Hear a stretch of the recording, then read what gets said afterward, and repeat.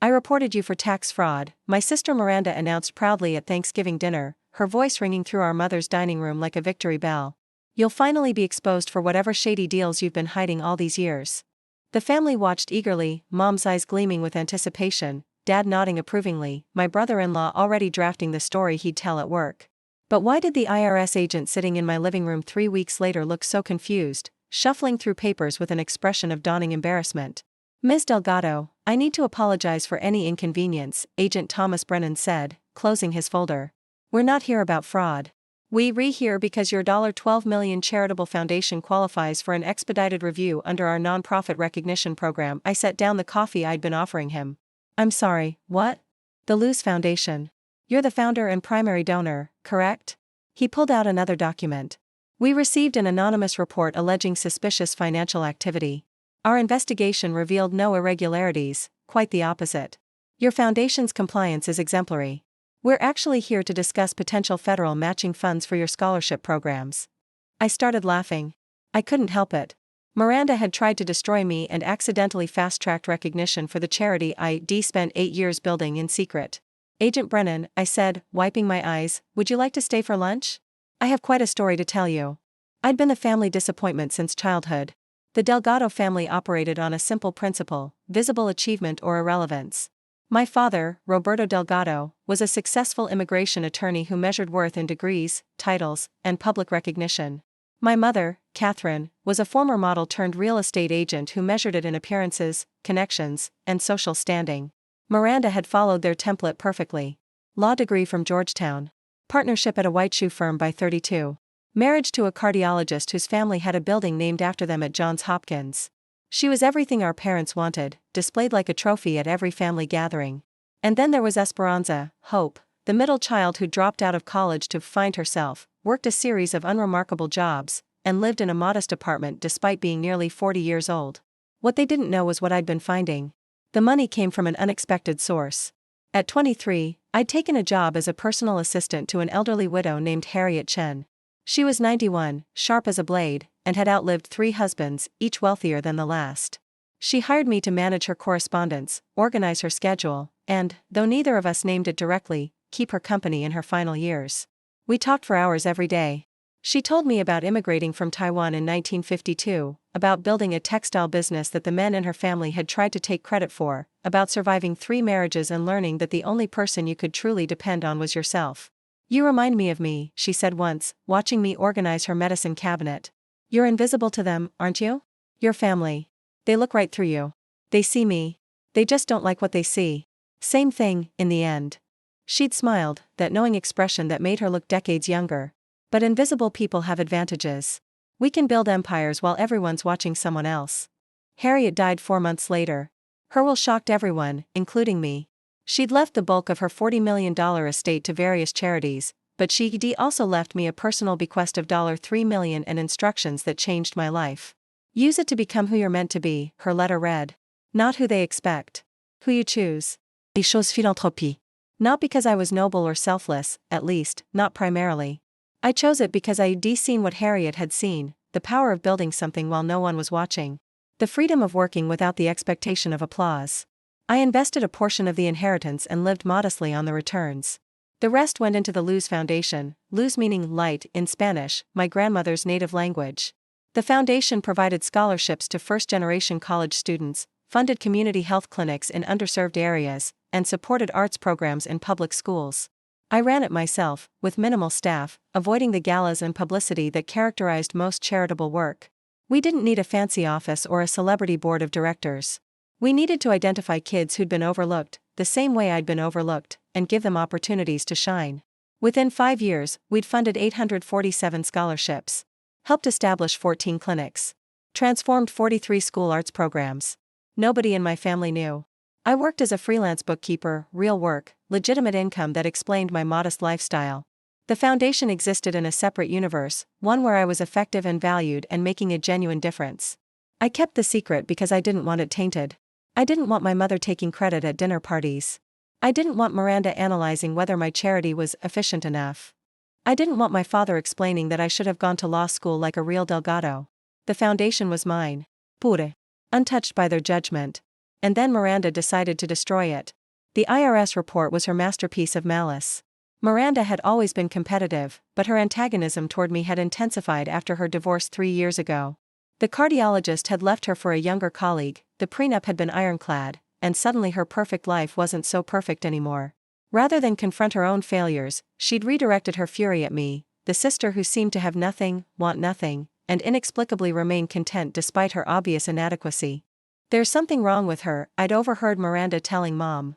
She can't actually be happy living like that. She must be hiding something. Mom agreed. They always agreed. Miranda spent months gathering evidence. My multiple bank accounts, foundation accounts, investment accounts, operating accounts, all legitimate. My irregular income patterns, freelance work varies, obviously. My mysterious trips, site visits to clinics and schools we'd funded. She assembled her case with the same thoroughness she applied to legal briefs and submitted it to the IRS with an anonymous tip about suspicious financial activity consistent with money laundering or tax evasion. She'd announced it at Thanksgiving because she wanted to see my face when the investigation began.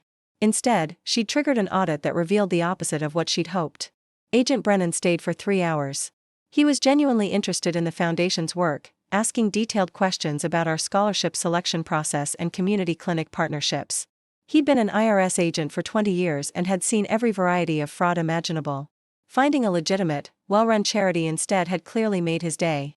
Your record-keeping is immaculate, he said, reviewing my files. I've audited nonprofits with million-dollar budgets and professional staff who don't maintain documentation this thorough. I was trained by a woman who survived 3 marriages to wealthy men. She understood paperwork. He laughed. This federal matching program I mentioned, it's competitive, but based on what I've seen, you'd be a strong candidate. Could potentially double your scholarship funding.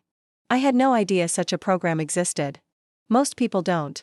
That's partly why we investigate tips like your sister's. Sometimes we find fraud, but sometimes we find organizations doing excellent work that deserve more support. He paused. You've kept this remarkably quiet. Why no publicity? Because I didn't start this for recognition. I started it because I had resources and wanted to use them well.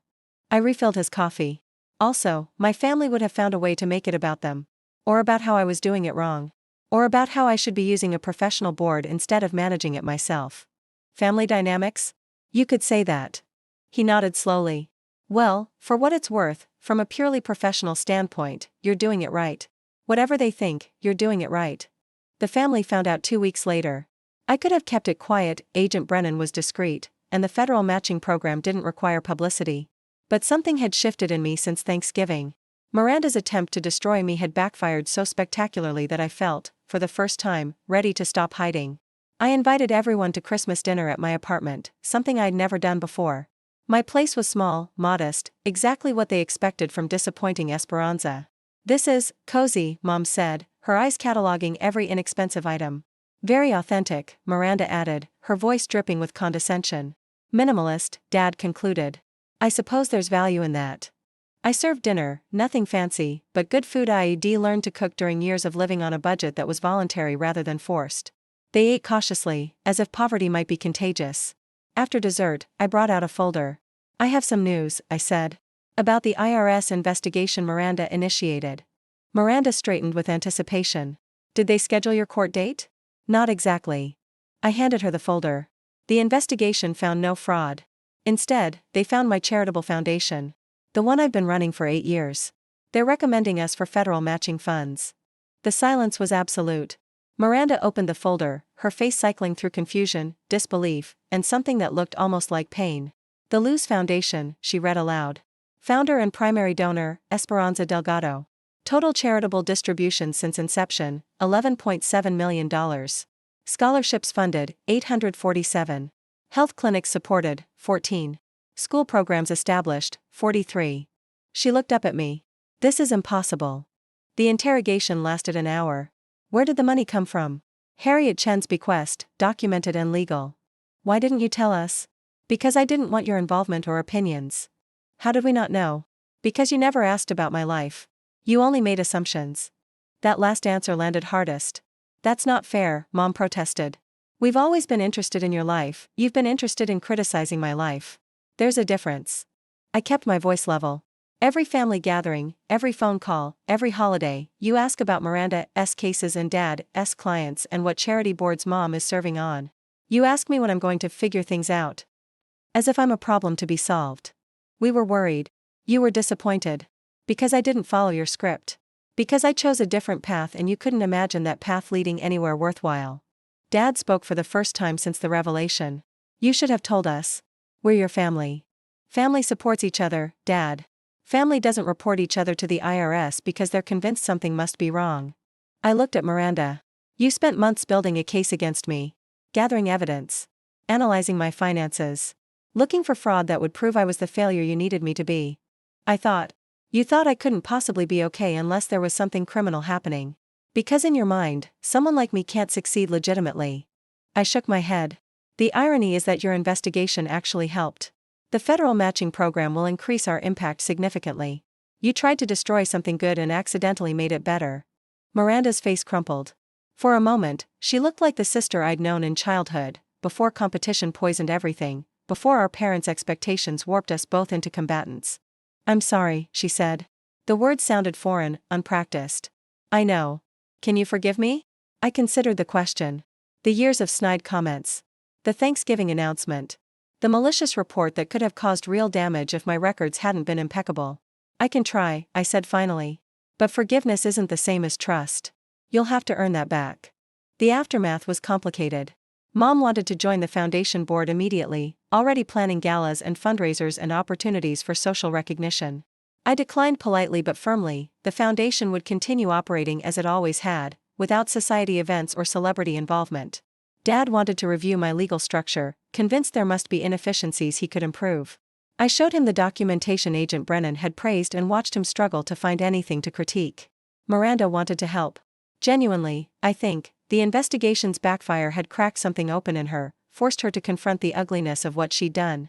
She offered pro bono legal services, connections at her firm, anything I needed. I don't need a lawyer, I told her. But I do need someone to mentor scholarship recipients interested in legal careers. Would you consider that? She cried. Actually cried, standing in my modest apartment, surrounded by evidence of the life she'd tried to destroy. Yes, she managed. I'd like that. It was a start. The federal matching program came through 6 months later.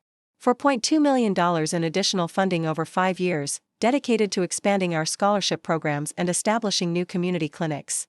The announcement was modest, a press release, a small ceremony, but it represented validation I hadn't known I needed. More importantly, it represented capacity. More students helped. More clinics funded. More lives changed by resources they'd never expected to receive. I was interviewed by a local journalist covering the story. She asked the question everyone asks, why anonymity? Why hide success when most people crave recognition? Because the work matters more than the credit, I said. Because some of us build better in the shadows. And because, I paused, thinking of Harriet, of her knowing smile. Because invisible people have advantages. We can change the world while everyone's watching someone else. My relationship with my family has evolved. It's not healed, some wounds run too deep for easy repair. But it's honest now, which is more than we had before. They see me differently, not because I've changed but because their assumptions have been shattered. Miranda mentors 3 scholarship recipients now. She's good at it, actually. Her competitiveness translates well into advocating for young people who need someone in their corner. She still apologizes sometimes, unprompted, for the IRS report. I was trying to prove you were a fraud, she told me recently. Instead, I proved I didn't know you at all. You know me now. I'm trying to.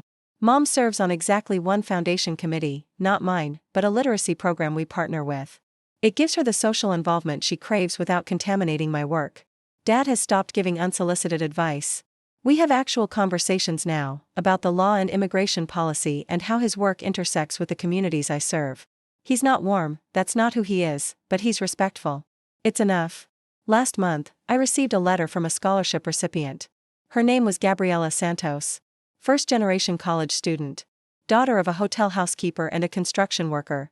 She was graduating from Stanford with honors, heading to medical school in the fall. You don't know me, she wrote, but you changed my life. When I received the Luz Foundation scholarship, I was about to drop out. My family couldn't afford tuition, and I was too proud to take on more debt.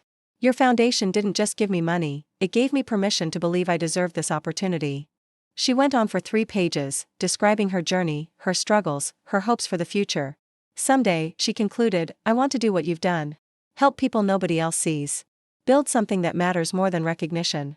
Thank you for showing me that success doesn't have to look like everyone expects. I framed that letter.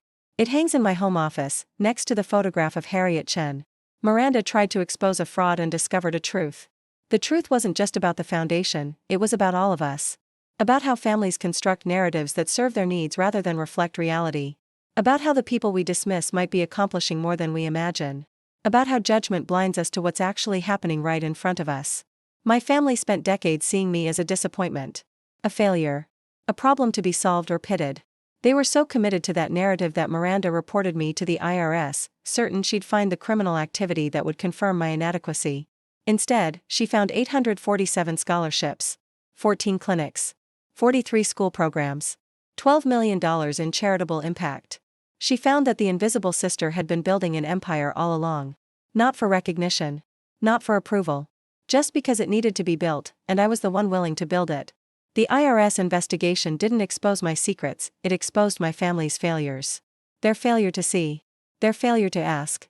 Their failure to imagine that worth could exist without their recognition. That's the real lesson Miranda learned in that audit. And it's one she's still working to understand. She reported me expecting fraud. She gathered evidence expecting crime. She announced it at Thanksgiving expecting to finally see me broken. But the IRS didn't find what she was looking for. They found $12 million in charitable work. They found 847 students whose lives I'd changed. They found a foundation built in secret by the sister everyone had written off. The investigation wasn't my exposure, it was theirs. It revealed who they really were, a family so committed to seeing me as a failure that they couldn't recognize success even when it was hidden in plain sight. The audit didn't destroy me. It freed me. And now they have to live with knowing what they missed, what they dismissed, what they tried to demolish. The light was there all along. They just refused to see it.